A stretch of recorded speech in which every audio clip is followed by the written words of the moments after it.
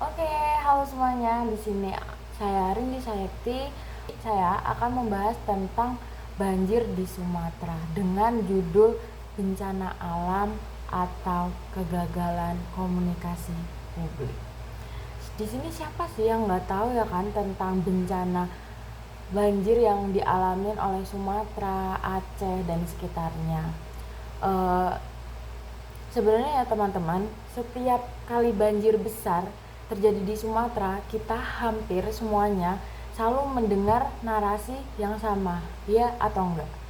Nah, kayak hujan ekstrim, curah hujan di luar normal, dan masyarakat tuh selalu diminta untuk bersabar. Lalu setelah itu berita akan datang bertubi-tubi. Media sosial penuh dengan video rumah terendam, jalan putus, dan warga yang mengungsi, bahkan yang tidak bisa ditemukan gitu. Lalu setelah itu perhatian publik perlahan menghilang sampai banjir berikutnya datang lagi. Nah, di sini padahal kalau kita jujur, banjir di Sumatera itu bukan kejadian sekali dua kali. Banjir ini berulang di tempat yang sama, lalu dengan pola yang hampir sama. Karena itu, di video ini saya akan mengambil posisi yang cukup tegas. Saya berpendapat bahwa banjir di Sumatera ini bukan hanya bencana alam, tetapi juga akibat kegagalan komunikasi, risiko pemerintah yang bersifat reaktif dan tidak membumi. Masalahnya bukan karena pemerintah tidak punya data, tapi lebih ke masalahnya adalah data itu tidak dikomunikasikan dan ditindaklanjuti secara efektif untuk melindungi masyarakat. Menurut data resmi yang saya ketahui dari Badan Nasional Penanggulangan Bencana melalui Data Informasi Bencana Indonesia, banjir merupakan salah satu bencana paling sering terjadi di wilayah Sumatera setiap tahunnya. Sekali lagi, setiap tahunnya. BMKG juga secara rutin mengeluarkan peringatan dini terkait curah hujan tinggi dan potensi banjir di berbagai daerah di Sumatera. Jadi sebenarnya dari BMKG juga secara rutin sudah mengeluarkan peringatan terkait curah hujan tinggi dan potensi banjir di berbagai daerah di Sumatera. Jadi artinya risiko banjir ini sebenarnya sudah diketahui dan bisa diprediksi. Bukan kejadian yang datang tiba-tiba tanpa tanda. Jadi sebenarnya sudah diberi peringatan dan itu tidak mungkin sesuatu yang terjadi itu tanpa ada alasannya. Nah, namun meskipun peringatan dan data tersedia, banjir tetap menimbulkan korban, kerugian dan kepanikan yang sama dari tahun ke tahun. Nah, di titik ini kita perlu bertanya, jika datanya ada dan risikonya berulang, lalu kenapa dampaknya tidak pernah benar-benar berkurang? Nah, itu tanda tanyanya. Jadi kita sudah dapat peringatan, kita sudah tahu risikonya dan itu tidak mungkin datang tiba-tiba, tapi kenapa di setiap tahunnya itu selalu berulang? Itu tanda tanyanya. Tentang kegagalan komunikasi risiko pemerintah. Jadi menurut saya dalam ilmu komunikasi sosial ada konsep yang disebut risk communication atau komunikasi risiko. Konsep ini itu menekankan bahwa komunikasi risiko tidak cukup hanya menyampaikan informasi, tetapi harus membuat masyarakat paham, percaya dan siap bertindak. Jadi komunikasi risiko ini tidak hanya menyampaikan informasi, tapi kita juga membuat orang yang kita berikan informasi itu juga paham atas apa yang informasi yang kita berikan. Masalahnya, komunikasi kebencanaan pemerintah seringkali berhenti di level formal, berupa peringatan teknis, grafik cuaca, dan imbauan umum. Nah, banyak masyarakat tahu akan ada hujan deras, tapi tidak tahu apa arti peringatan itu bagi kehidupan mereka. Apakah harus mengungsi? Kapan harus bersiap? Kemana harus pergi? Nah, akibatnya informasi memang sampai, tetapi tidak berubah menjadi tindakan. Nah, disinilah kegagalan komunikasi risiko terjadi. Jadi, pemerintah tidak terlihat hadir, tetapi kehadirannya lebih banyak berupa pernyataan setelah bencana terjadi, bukan komunikasi persuasif sebelum bencana datang. Tentang pemerintah tidak mendengarkan suara masyarakat. Kita semua tahu ya di sini bahwa ya pemerintah seperti tutup telinga tentang berita-berita banjir yang ada di Sumatera dan Aceh ini. Jadi selain komunikasi dari atas ke bawah, komunikasi sosial juga menekankan pentingnya komunikasi dua arah, termasuk mendengarkan suara masyarakat. Jadi tidak hanya dari atas ke bawah, namun dari bawah ke atas. Dalam banyak kasus banjir di Sumatera, masyarakat sudah lama menyampaikan keluhan tentang drainase yang buruk, pendangkalan sungai, alih fungsi lahan. Namun, keluhan ini seringkali tidak benar-benar ditindaklanjuti secara serius, tidak diterjemahkan menjadi kebijakan nyata di lapangan, lalu berakibatkan muncul kesan kuat bahwa pemerintah seperti menutup telinga.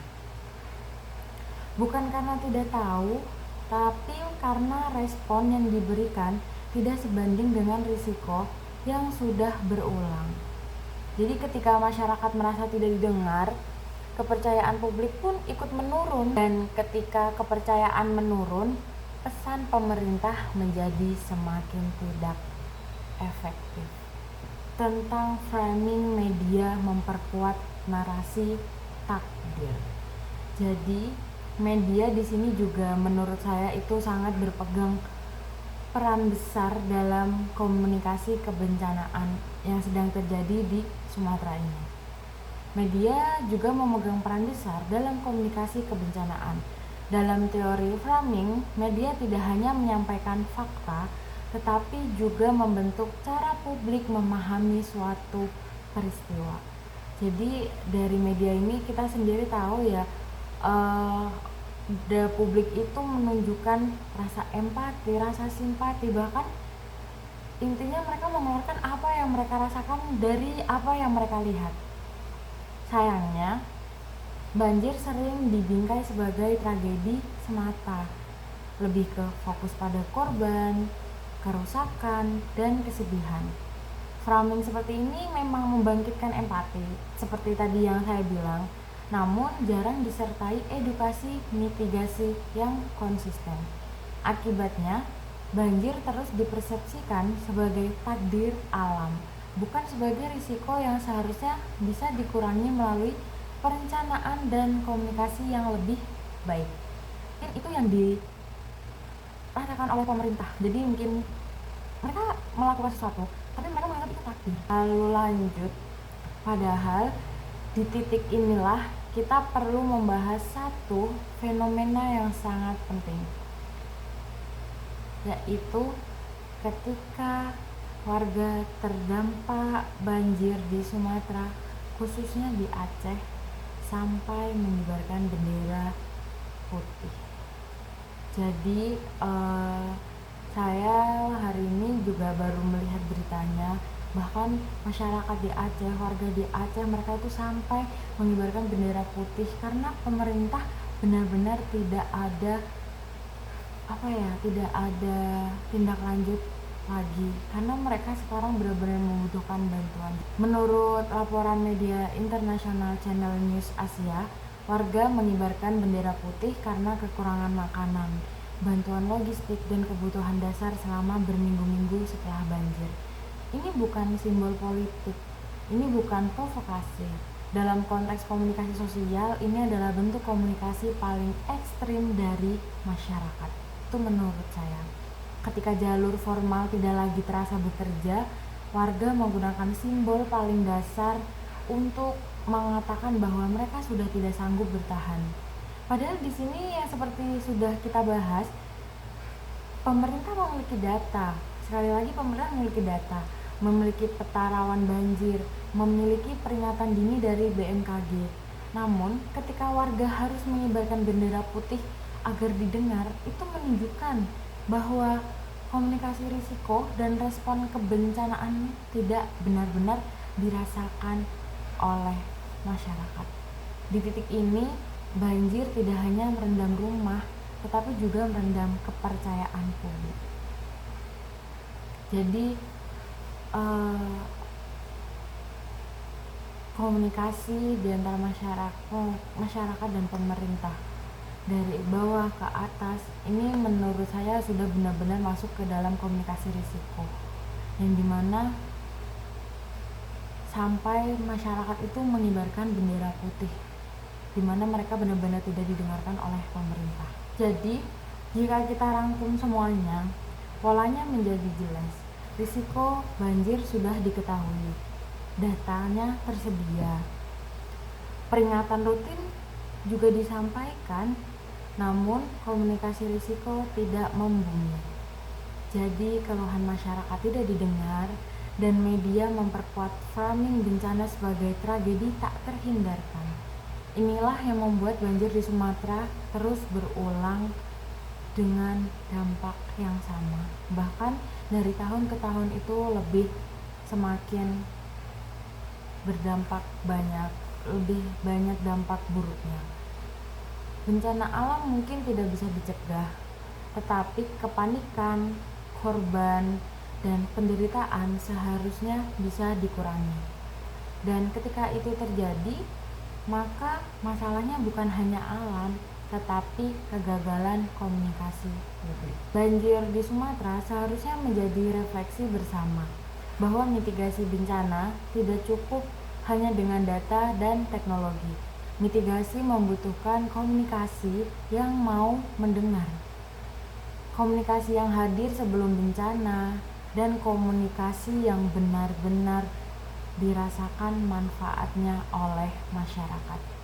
Kalau warga sudah sampai mengibarkan bendera putih, berarti ada sesuatu yang salah dalam cara negara berkomunikasi dengan rakyatnya. Menurut kamu, apakah banjir di Sumatera masih bisa kita anggap sebagai bencana alam semata?